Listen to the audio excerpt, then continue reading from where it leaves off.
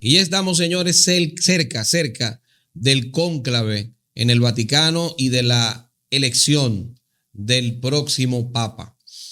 Hay problemas, señores, hay problemas en esos predios, pero como ni José Maracayo ni yo somos los expertos, vamos a dejar que un estudioso en la materia nos hable profundamente del cónclave, de lo que está pasando ahí y de lo que se podría decir, ¿no? ¿Cuáles serían las características del siguiente papa?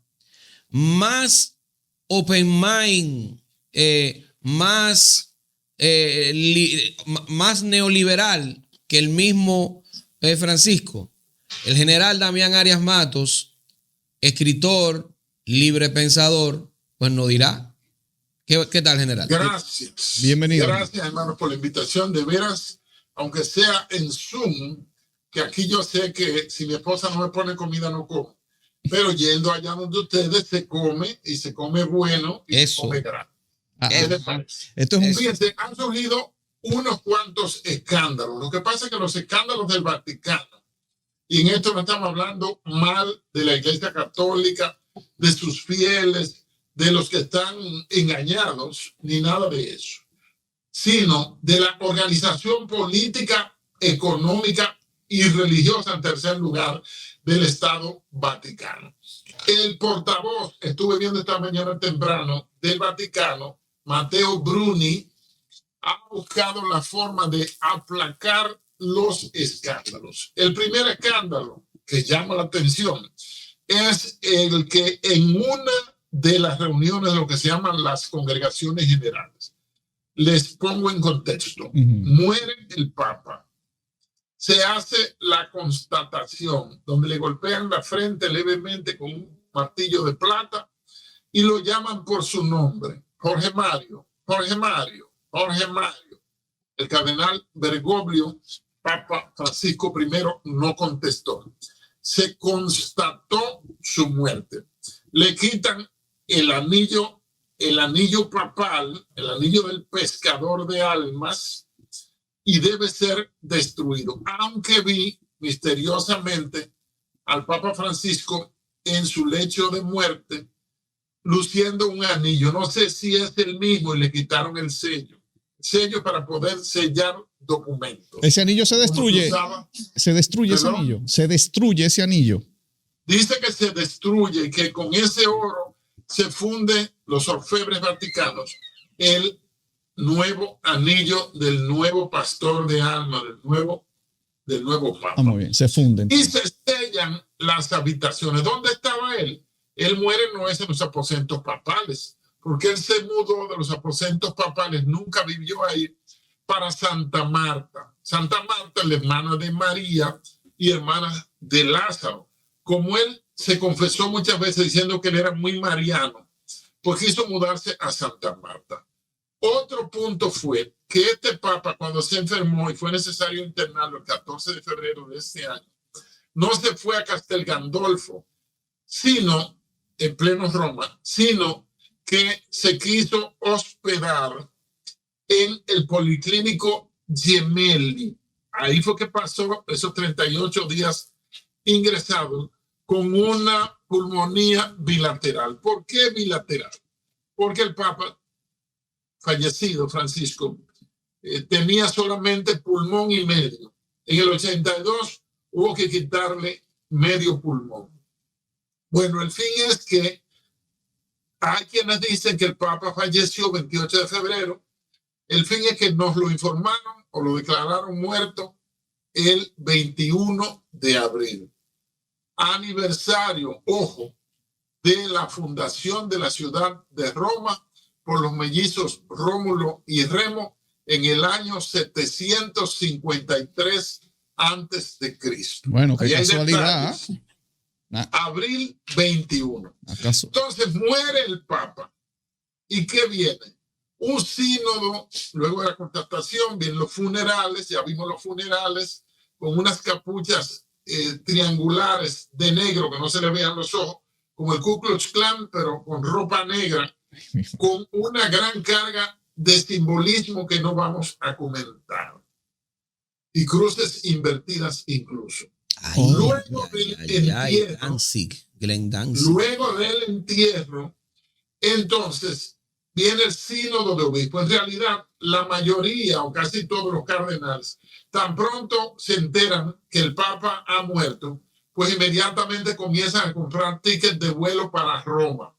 Todos los cardenales, en este caso son 252, aunque solo 133 van a votar, porque hay 2 que quieren votar obligados, no se sabe si lo van a dejar votar, que son el cardenal Cipriani, que fue objeto de escándalos y la iglesia tuvo que pagar un dinero tremendo por abuso mientras era arzobispo de Lima, el cardenal Cipriani con C. Y luego está el cardenal Angelo Beccio, que fue en cierto modo destituido junto a Cipriani por el Papa Francisco por unos 500 millones de euros que se movieron supuestamente con la autorización del Papa del Banco Vaticano, y él arregló su apartamento exclusivo en Roma, se le detectó un amante, le puso baño con grifería en oro y mármol por todas partes del dinero del óbolo de San Pedro. El óbolo de San Pedro son las ofrendas, un porcentaje de las ofrendas que a nivel global son recogidas el día en la misa de domingo en todo el mundo. Eso es el óbolo de San Pedro. Entonces vuelvo al cardenal Pietro Parolin. La función de él durante más de 10 años, que relevó al cardenal Sodano, que falleció en 2022, Angelo Sodano, y que se negaba a entregarle la habitación y a entregarle la oficina del secretario de Estado. ¿Quién es el secretario de Estado? La figura política del Vaticano. Es el número 2 después del Papa, que es Pietro Parolin. Hay un punto que se lo quiero decir desde el principio. Recuerden que hablamos fallecimiento, constatación, funerales, sínodo de obispo, que es el llamado de todos los cardenales, que no todos los cardenales, se le dice obispo a todos. Obispo significa el que vigila. Y luego vienen las congregaciones generales. Congregaciones generales son reuniones para discutir los temas que deben ser asunto del próximo cónclave. Disculpe, general, disculpe. General, disculpe. Disculpe, ¿en qué hoy mismo, hoy, ¿en qué etapa estamos de la que usted acaba de mencionar? Estamos en la etapa que se llama interregno. Interregno significa entre dos reinos. El reinado del Papa Francisco I y el reinado del Papa que sea electo. Se llama interregno. La sede papal está vacante. El que actúa como papa sin ser papa y le dicen eminencia a los demás cardenales, aunque sean iguales en el rango, o primus inter pares, es el camarlengo, que es un cardenal norteamericano de origen irlandés, Kevin Farrell. Ahora estamos en el momento del interregno, esperando que se abra el cónclave. Hacen así y verifican si se presenta alguien que tiene más de 80 años o alguien que tenga impedimento, como los 2 cardenales que les he mencionado, Cipriani y del Vecchio o del Beccio. Ahora bien, cuando ya, ¿qué hacen? Se mueven de los aposentos papales, aposentos cardenalicios, que todos los cardenales a nivel mundial integran lo que se llama el Sacro Colegio Cardenalicio. Entonces se abre un cónclave, que significa con llave.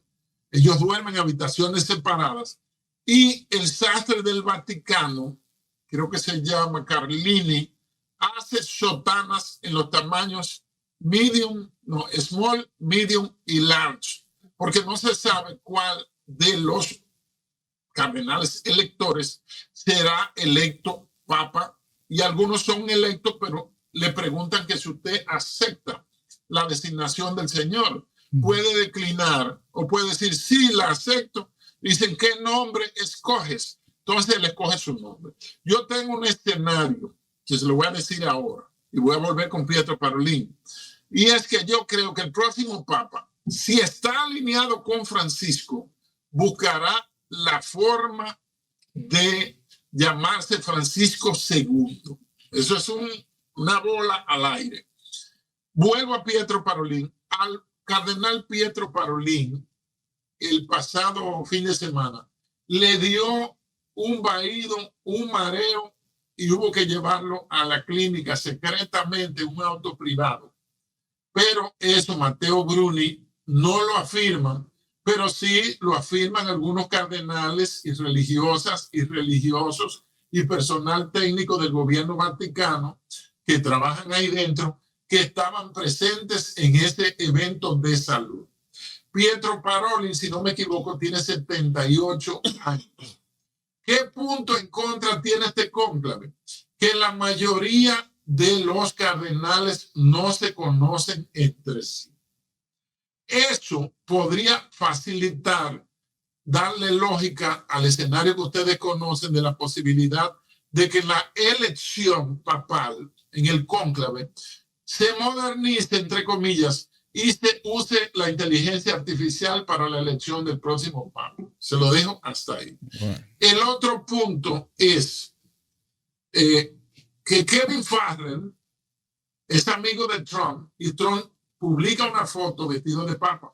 En el mundo del poder, ustedes lo saben, y no es que seamos conspiranoicos, nada es chepa. En los mundos del poder no existe la casualidad. Todo está fríamente calculado y fríamente controlado. ¿Cuál es el mensaje de esa fotografía de Trump como papa? Entonces? El mensaje de esa fotografía es que alguien le preguntó, se ve, lo estuve viendo en Instagram, que una periodista le dice, presidente, ¿a usted le gustaría ser el próximo papa?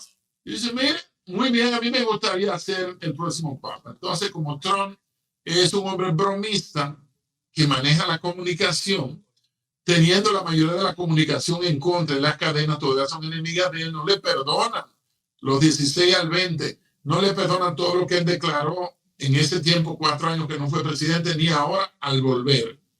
Pues él publicó en su cuenta de True, en su red social, y asumo que en X también, porque su compadre Elon Musk quizá lo publicó, él aparece vestido de papa con un dedo así señalado. Bueno, eso puede ser un mensaje que él quiera Kevin Farrell o algún otro de los norteamericanos, aunque sea del origen que sea, como próximo papa.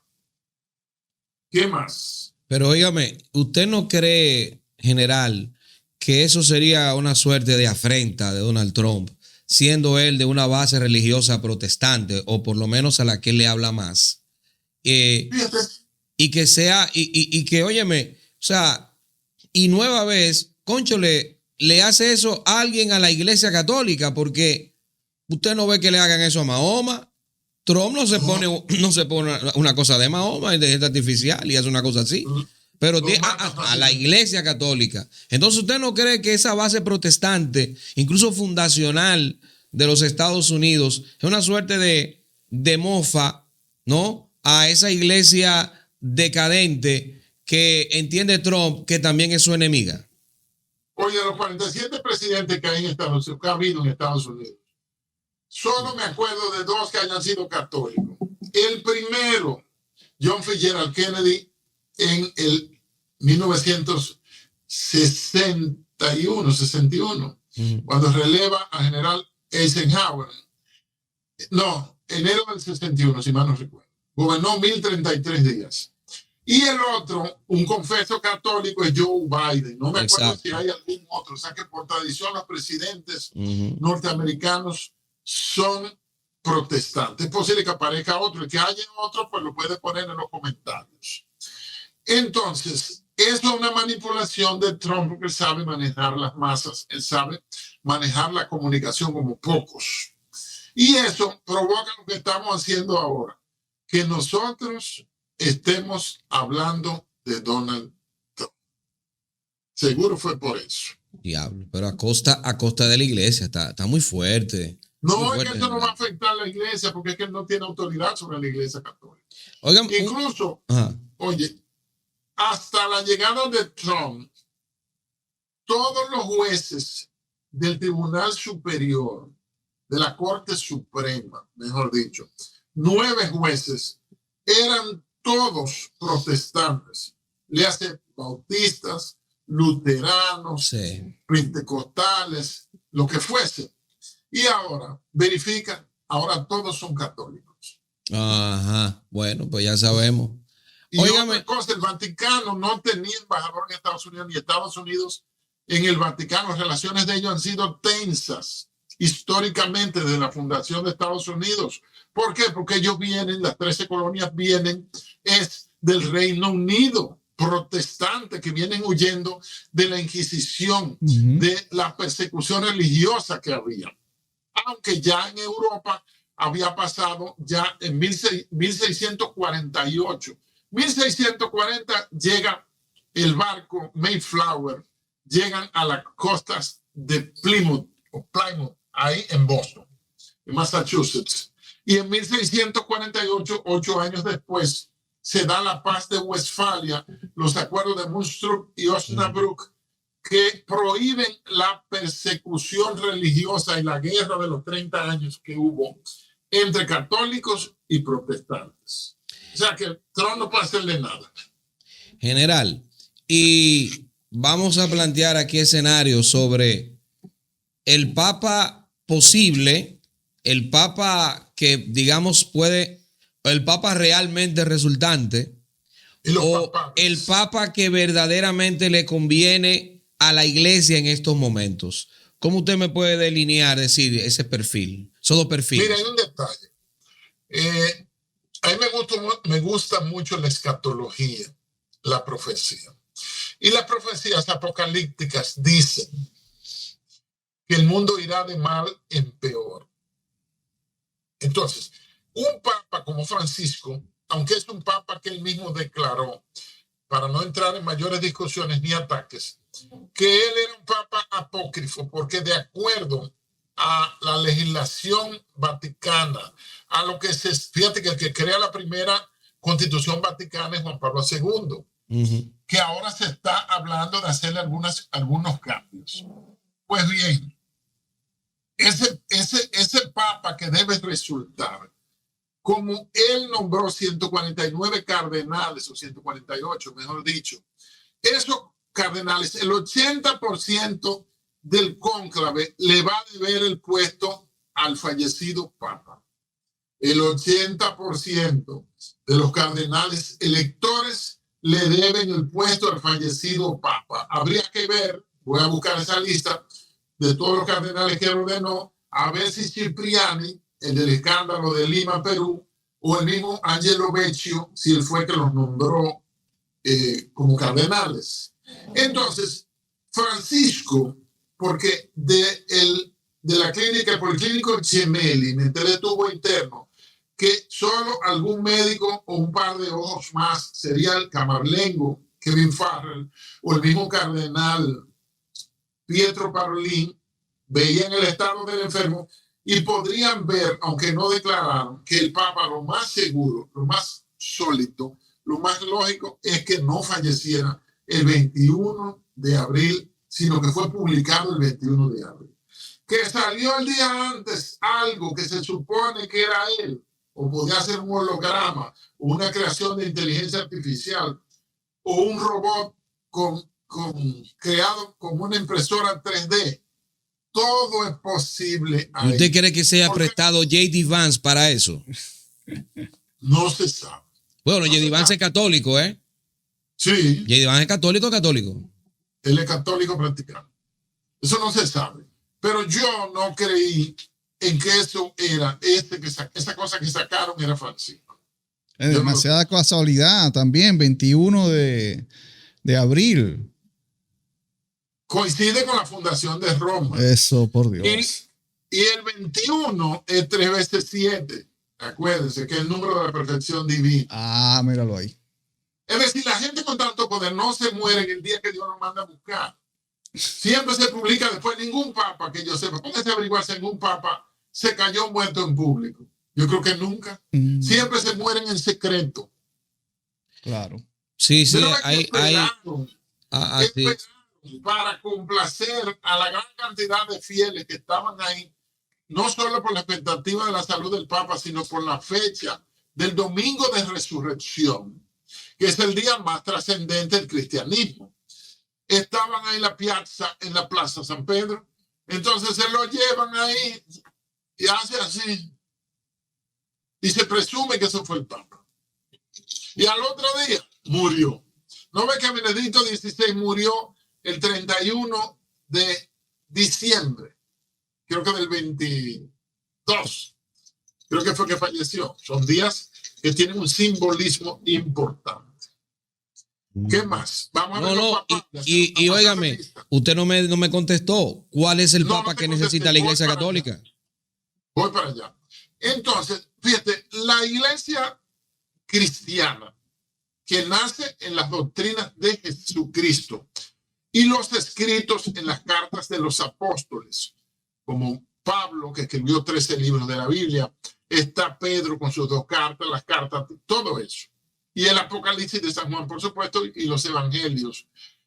Ya la doctrina católica o universal que conocemos difiere mucho de esas enseñanzas fundamentales y fundacionales del evangelio. Entonces, ¿qué se quiere?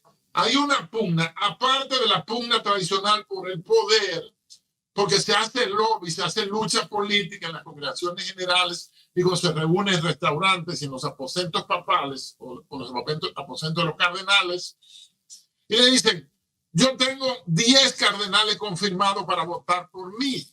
Si tú quieres, yo te los endoso porque tú tienes 15, ¿verdad? Porque van pasando por ronda. Y en este próximo conclave del 7 de mayo se va a comenzar a votar en la tarde. La mañana, el llamado, el sínodo, el pase de lista, la confirmación de los admitidos. Habría que ver si van a dejar entrar a Cipriani, a Del Vecchio o a Vecchio.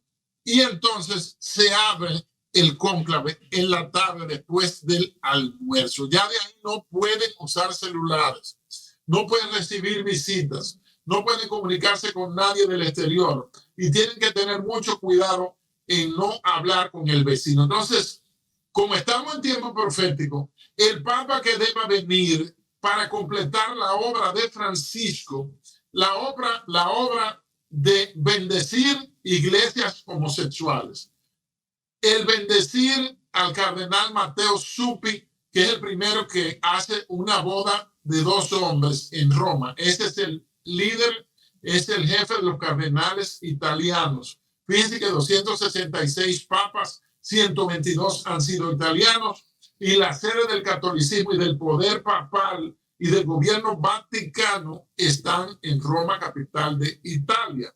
Entonces, se quiere un papa al estilo Luis Antonio Tagle, el filipino, que escucha reggaetón, baila reggaetón, defiende las uniones libres. Él es ultraliberal. Ahora bien, la iglesia no necesita reformas doctrinales, porque hay una reforma que deberían hacer, es de quitar cosas como la idolatría, que contraviene completamente la Biblia. Una cosa positiva que hizo el Papa fue renunciar a tanta alabanza. Dijo, yo soy un pecador más. Sin embargo, le dicen su santidad desde que lo ordenan Papa. Eso sí debe mantenerse. Irse en un carrito Fiat 500 blanco, un carro chiquito, no en una jipeta Mercedes que vale varios millones, blindada y cosas por el estilo. Entonces, este Papa que venga, la lucha en el Vaticano actualmente, y se va a notar en este cónclave, es no solo por el interés mercurial, los intereses políticos, geopolíticos. Ahí está el Banco Vaticano. Este Papa, esas son cosas que aparecen en pocos periódicos, porque siempre se ha controlado lo que el pueblo puede saber para que se conserve ignorante. Este Papa, a los 2 meses de asumir, entiéndase, en mayo de 2013, la asumió 13 de marzo de 2013, él creó una comisión multisectorial donde había financieros, banqueros, cardenales, administradores, políticos, diferentes personas, para auditar por primera vez el inauditable, solo que el Papa lo ordene, Banco Vaticano. Recuerden que hubo escándalos tremendos con la logia P2 y con el lío de desviación de fondos y todo eso. La comisión se llamó COSEA, que Comisión Superior Eclesiástica, algo así, COSEA, la pueden buscar con C. ¿Y qué pasó? Esa comisión trabajó, intervino el Banco Vaticano, que queda en el Vaticano precisamente, y rindió un informe escrito a firma de los 13 integrantes de la comisión. Lo iban a presentar el día siguiente al Papa, aunque asumimos que le fueron dando parciales informes, no oficiales, y lo cerraron en una caja fuerte, en un apartamento, en el mismo Vaticano.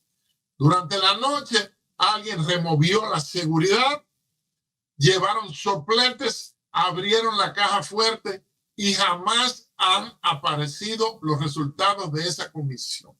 Wow. Para que no se sepa. Entonces, ahí hay un movimiento y una guerra por el dinero, por el poder del reino de este mundo, del que Jesucristo dijo, mi reino no es de este mundo. Y eso tiene una trascendencia política. Un cardenal sin luces, sin brillo, prácticamente desconocido, inmediatamente es nombrado papa, es electo papa, se lo trasciende a nivel mundial. Y los líderes del mundo le mandan su carta de felicitación. Hay un feedback ahí. ¿Usted lo está oyendo? Sí. Bueno. José, que me está mal. No, bueno, ahora que usted está hablando del Banco del Vaticano, sería bueno. Nos fuimos. Lo tenemos ahí, general. Aquí estoy. Muy bien. Recomendar el libro de la biografía no autorizada del Vaticano, que habla muy bien sobre las operaciones del Banco del Vaticano y esas contradicciones ideológicas, en el sentido de que, bueno, no sé cómo eso está ahora, porque el libro tiene unos cuantos años, pero se demostraba cómo el Banco del Vaticano invertía en empresas, tenía acciones en empresas como preservativos, por ejemplo. O fue una de las financistas de películas como El Padrino 1. Sí. Es decir, que se maneja de una forma totalmente como un banco cualquiera. Perdón, y de las cosas que dijo el cardenal Ángel Beccio cuando vio que la única cabeza que rodó fue la de él, es que del Vaticano se mandó 1 millón de euros de apoyo. Oigan, ¿para quién? Para Al Qaeda y el ISIS, organizaciones terroristas. A mí eso no me sorprende. Cerrando la idea, se quiere un papa progre, que siga un papa progresista que continúe, o un papa como el cardenal Peter Erdo de Hungría, que ya tiene 80 años, tiene casi 80 años, perdón, que está pidiendo que se retorne a la doctrina, a la senda antigua. Otro cardenal, como el cardenal Robert Sara, que es africano, él defiende la familia como base fundamental de la adoración y condena las uniones entre personas del mismo sexo. Otro cardenal es el cardenal Turso de Nueva Guinea, África, que también está en el lado conservador. Bien, general, usted, eso que está usted diciendo allí, esos son los temas de discusión antes de elegir al Papa. Los que se encierran ahí discuten ese tema, o sea, ¿cuál va a ser la orientación política de la Iglesia? Porque, claro, y sería bueno... La Iglesia no, José. ¿Perdón? Del Vaticano. Fíjate que hay un hecho importante que muchos millones de personas no saben en el mundo. El cardenal Luis Antonio Tagle, favorito del Papa, que jugaban y relajaban dándose besitos y haciendo mudras. Pero pueden buscar Luis Antonio Tagle, que es filipino, 65 años, jovencito. Le da tiempo a un papado largo. Ojo, que es progre, abiertamente progre, woke, LGTBQ y todas esas cosas. Ese cardenal es uno de los favoritos. Muy bien, muy bien. ¿Y qué ha hecho él? Oigan, ¿qué pasa? Hubo un acuerdo, una especie de pacto de no agresión entre el Vaticano y el gobierno de fuerza, o el régimen, no quiero decir dictadura, de Xi Jinping en China. La iglesia china, católica china, es la iglesia que está en mayor crecimiento de todo el mundo, porque el catolicismo está en declive, pero lo están tumbando desde adentro de la misma iglesia, comenzando por los 12 años y 39 días del Papa Francisco I. Entonces, Luis Antonio Tagle es amigo de Xi Jinping, habla chino, su madre era china, tiene 65 años y ese cardenal sirvió de intermediario. ¿Usted sabe quién está nombrando los cardenales en la iglesia china? No es el Vaticano, es el gobierno, el partido chino, comunista chino, es que está diciendo quiénes curas, cuáles curas chinos o que trabajen en China pueden ser cardenales. Usted está diciendo, óigame, escúcheme, general, lo que usted está diciendo es casi que el epicentro de los valores que promueve la Iglesia Católica van a girar del Vaticano a China. No, porque China es opuesta a la agenda woke, el LGTBQ, a la pajarería, al aborto y todas esas cosas. ¿Que China? Sino que, fíjate, que tiene que haber el intermediario entre el régimen chino, el gobierno de Xi Jinping, que es el mejor mandatario que ha tenido China, al menos en su historia reciente del 1 de octubre del 49 para acá. Ajá. Y para mí, junto a Putin, son los dos mejores estadistas que hay en el mundo. Entonces, tiene que haber un intermediario. El más indicado, Luis Antonio Tagle. Recuerden que Filipinas perteneció a China. Filipinas fue colonizada por España durante 300 años. Y entonces se nombraron 5 o 7 cardenales en los últimos 3 o 4 años, chinos para la iglesia china, católica china, donde, ¿quién los nombró? El presidente Xi Jinping y el Partido Comunista Chino. Entonces, ¿qué hacen? Sí. Que van con su nombramiento para que el Papa se lo valide en el Vaticano como cardenales. Ahora, en general, para que hagan un ejercicio allí histórico, porque a mí me surge una duda. En el momento en que esté discutiendo quién va a ser el Papa y obviamente qué línea política de pensamiento va a tomar la iglesia, no influye eso en el momento político que estamos viviendo ahora, que con el triunfo de Donald Trump es una vuelta a lo tradicional, si se quiere, a lo conservador. Exacto, es una vuelta a lo conservador y al conservadurismo. Tenemos a Milei ahí. Entonces, sabemos muy bien que la Iglesia Católica pues depende mucho de los fondos, de los gobiernos, de los grandes gobiernos. Entonces, eso no puede pesar allí. Y además haga ese ejercicio histórico en tiempos pasados, donde en tiempos de la política internacional era progresista o era de derechista, si la Iglesia Católica se alineaba con esos pensamientos. Hablo porque la Iglesia Católica depende de los fondos de los grandes gobiernos. Mira un detalle, me voy para la historia.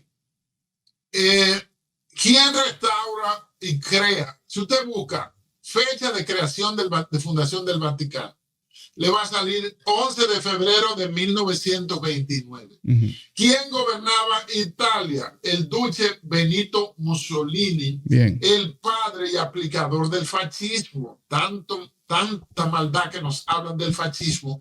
Él es que restaura por el acuerdo de Letrán, los tratados de Letrán de 1929, le devuelve los estados pontificios que le habían sido quitados en 1879, si la memoria no me falla, por el rey Víctor Manuel. Recuerde que en este año el emperador Napoleón mandó al general Berthier a apresar en el Vaticano al Papa Sixto y se lo llevaron a arresto domiciliario en París. Eso se llama la herida, una herida terrible. Y desde 1879 hasta el 11 de febrero de 1929, Mussolini le restaura los estados pontificios. El Vaticano hizo ese concordato con Mussolini. Hizo un concordato con Hitler, que asume en enero del 33, 30 de enero, ya en el 34, o en el mismo 33 a finales, hace un concordato que firmó von Papen, que era su ministro de Exteriores. Muy bien, tenemos una iglesia fascista.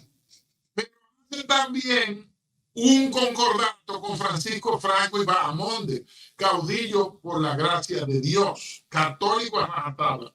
Y en el 54, en junio, el generalísimo Rafael Leónidas Trujillo asiste como embajador, como ministro embajador plenipotenciario a la Santa Sede, porque él no era presidente en ese tiempo, era negro, a firmar el concordato que todavía está en vigor, y ninguno de los supuestos antitrujillistas que hablan muchísimo en contra de Trujillo ha echado para atrás ese concordato. Todos los que han gobernado después de Trujillo, ninguno le ha puesto la mano al concordato. O sea que la Iglesia Católica firmó con el Duce Mussolini, con Hitler, con Franco, con Trujillo, concordatos. Bueno, ha estado con nosotros el general Damián Arias Matos explicándonos lo que pasaría en este cónclave en el Vaticano para elegir al nuevo Papa. La Quinta Pata, José Maracayo, Edwin Cruz. Recuerda suscribirte, activar campanita, darle a me gusta para seguir creciendo, compartir. Canal 503 de Win TVO para el Gran Santo Domingo Siembra TV, de 1 a 2 de la tarde, de 9 a 10 de la noche la retransmisión en el este del país a través de la señal de Telecable Nacional Anyway, y en Santiago, en Puerto Plata, La Vega, en el Cibao Central, en las principales empresas de cable de la zona.